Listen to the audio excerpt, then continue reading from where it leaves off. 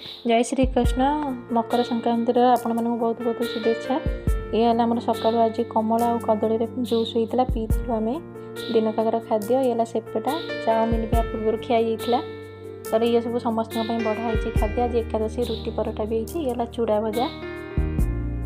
मो पु संध्या बेलू बसी पड़ा मुरुजरे चिता करने आपण मानक जदि मो भिडियो भल लगी प्लीज सब्सक्राइब करेंगे, लाइक करेंगे, कमेंट देवे मो पुअर मुरुज केमती पड़ी आपन को भल लगे ना नहीं। रोची जय जगन्नाथ।